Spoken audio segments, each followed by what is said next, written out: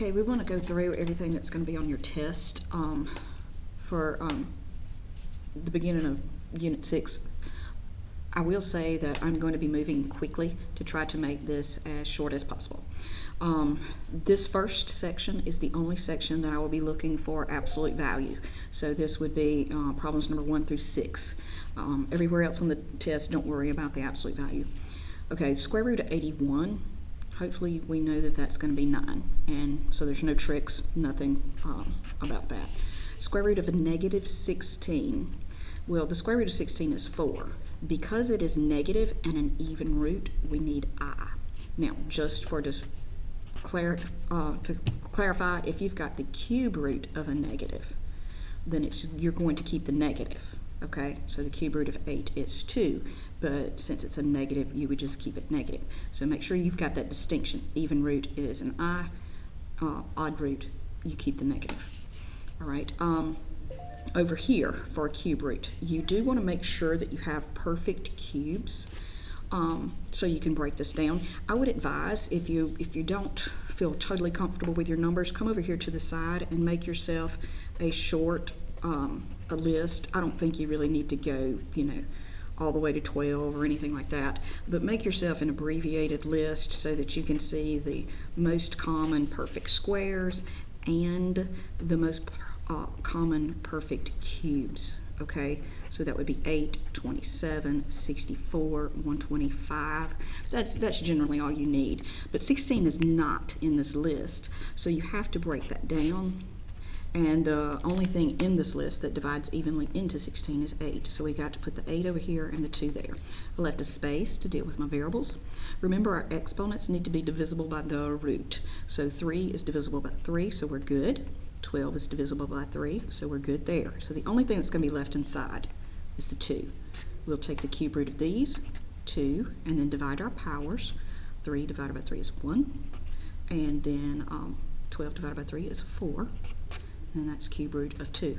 We don't have to worry about absolute value bars because it was an odd root. Okay, so now we scoot on to number 4. Now this is a square root, so we do have potential to use absolute value bars. So whenever I come in here and I divide this up, the biggest perfect square that goes into 50 is 25 times 2. 3 is not divisible by 2, so we have to break it apart. So 2 of them go here, and there's 1 there. I mentioned to the class earlier this morning that whatever is in your leftover pile, your scraps, whatever you want to call it, these exponents should never be equal to or more than your index. So if this is a 2, then we should never have anything over here that has a power greater than 1. Okay, so this part we can take the square root of, and we get the 5. We're going to divide our power in half. We get a 1, so x to the first, and we're stuck with square root of 2x. Now, because this was even, and because this power is odd, we do need absolute value bars on it. All right, so that's what we're looking for that problem. All right, this one is a cube root, so no, we don't have to think about absolute value bars at all, but I do need to break it down. So 54 is not in our list, but 27 times 2 gives me 54, and 27 is a perfect cube. Now, 16 is not divisible by 3, so go down to the next number divisible by 3, which is 15. That leaves 1 over here. 22 is not, so step down to 21, which is, and so 21 and 1 gives me 22. All right, so again, these powers over here should never be equal to 3 or greater than 3. So this part is perfect. I should be able to take the cube root. That would give me 3, and then 15 divided by 3 is 5, and 21 divided by 3 is 7, and I am stuck with the cube root of 2xy. Okay. Whenever I go to number 6, because it's a square root and I have variables, I do have the potential to need absolute value bars, so I do need to keep that in mind. 75 is not in my list, but 25 is. So 25 times 3. Okay, now I need to look at my variables. That is an understood 2, so 4 is divisible by 2, so my A's are great. B's, not so much. I've got to step down to 8, which leaves me 1 left over. And my C's, no, I got to step down to 12, and that leaves 1 left over. So I can do the square root of the perfect part. That's going to be 5, and then divide all of them by 2. So that's going to be a squared, b to the 4th, c to the 6th, and then square root of 3bc. Every one of these powers is even, so no absolute value bars are necessary. So that's my answer. Okay, now, as I said earlier, the rest of the test, don't worry about absolute value bars. Okay. Now, we're going to need to perform the indicated operation and leave the answer in simplest form. So, since both of these are square roots, it is perfectly fine for us to multiply those together. So that's going to be, and they're inside numbers. So 6 times 3 is 18. I can break that down because 9 is in there.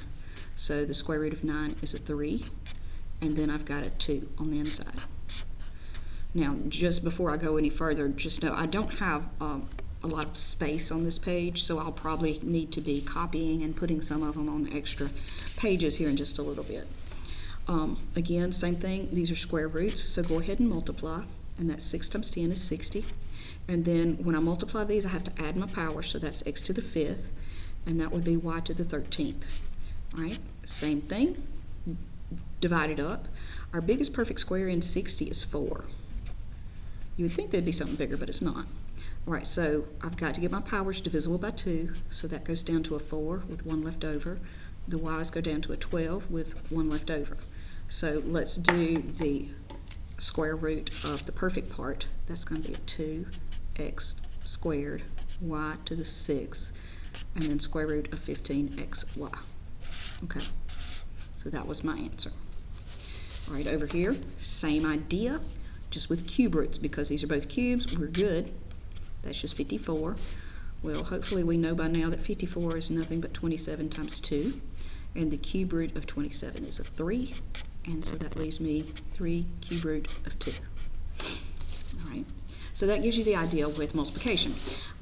Division is the same thing. You still need to verify that your index is the same, and then you want to reduce the fraction, then simplify the radical. So this right here is the exact same thing as 4x to the 6th over 100. So you can do it with one huge radical, and that's fine. Now, if we reduced that, that's going to be, let's see here, the square root of x to the 6th all over 100 divided by 4 is 25. These are both perfect squares, so that's going to give me x to the 3rd over 5. And that's all I need you to do. Okay. Now, cube root, we're going to use the same ideology. We want to reduce these. All right, so if I come in here and I do 16 divided by 2, okay, well, that's going to be 8. Well, then I've got x to the 5th over x to the 5th. That's a perfect match. They just completely cancel out. And that leaves me y to the 9th. I actually have nothing in the bottom of my fraction, so I don't need that.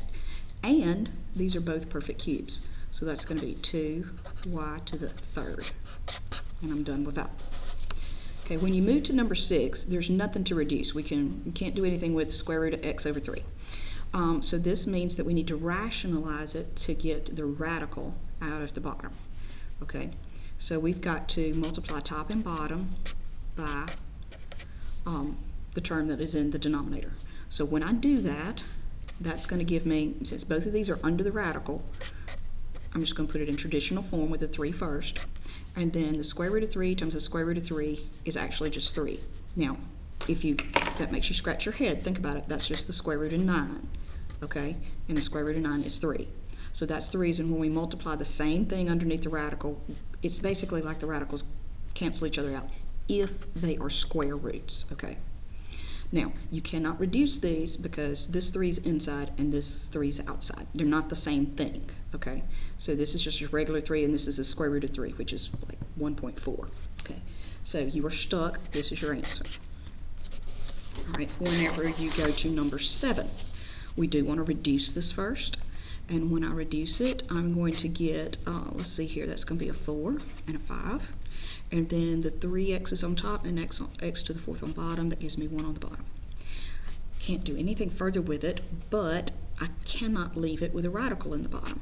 So I've got to multiply by my denominator.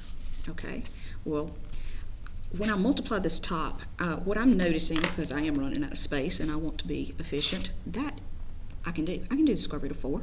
That just happens to be 2. And I'm left with square root of 5x These two multiplied together is exactly what we just spoke of. Take the radical off. That's just 5x. Right. So this is our answer. I can't reduce that. He's inside, he's outside. Okay. Now, number 8 and 9 is just making sure that you understand the inside-outside thing that I've been talking about. So these 5 and 4 are just normal outside numbers. So 5 times 4 is 20. Now, this is where we get into it. 5 is an outside number. The 1 out front is the outside number, okay? So whenever you multiply those, you're basically just squishing them together, okay? It's adjunct positioning. You can't do anything further with that. That is your answer. Number 9 gives you the feel of distributing the actual radical. Okay, so if I'm going to multiply these two, again, there's a 1 out front. So it's the 5 times the 1, and there's your radical. Okay, again, you're just squishing them together. Now, whenever I multiply this radical times that radical, as long as my roots are the same, or my index is the same, it's fine. So that's going to be 3 times 2 is 6. Can't break any of those down, which means I'm done. Okay. Now, this last little problem, well, let's see here. This one, we do need to FOIL this out, so you can think FOIL or distribute. I kind of prefer distribute.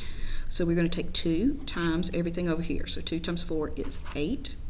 2 times the radical there is going to be negative 2 square root of 5. All right, so then I'm going to come and I'm going to grab the square root of 3, and that's going to give me 4 square root of 3. And then that one's going to be positive times negative is negative. And square root of 3 times square root of 5 is going to be square root of 15. There's not a perfect square that goes into 15, 3, or 5. So I can't reduce anything to make like terms. This is as good as it gets, okay? So what we're going to do is we're going to stop right there, and then I'm going to pick it up with number 11 in the next video, okay?